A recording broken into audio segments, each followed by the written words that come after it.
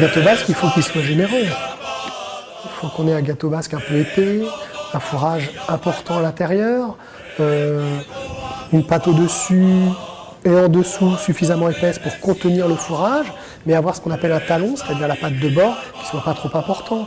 Voilà, c'est quelque chose d'assez homogène. Esthétiquement, il faut qu'il ait une belle couleur dans les bruns, dans les dorés. On voit qu'il y a une belle cuisson, que le beurre s'est bien mélangé à la farine, qu'on a quelque chose de coloré dans les bruns, assez joli, assez chaleureux, comme du bois sur une table de cuisine par exemple.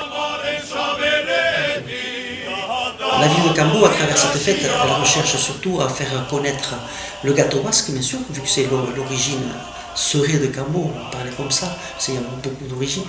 Mais surtout, c'est aussi de faire connaître aux gens les produits du terroir.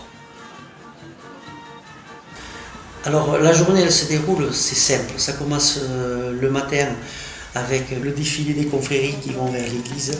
Après, surtout, le pôle de la fête, le concours du gâteau basque, réservé aux amateurs et aux jeunes apprentis. Les éléments que vous allez retrouver dans un jury, qui soit pour du gâteau basque, pour des baguettes, pour tout ça. Un élément esthétique, un élément organoleptique. Esthétique, c'est ce que je vois, quel aspect il a, quelle couleur il a, est-ce qu'il a une bonne tenue, est-ce que la cuisson est homogène. Voilà, au-dessus, mais au-dessous. Ensuite, organoleptique. Vous allez découper votre gâteau basque, vous allez faire une belle part, vous allez regarder l'intérieur, comment il fait le fourrage, est-ce que la cuisson est bien du haut et du dessous également.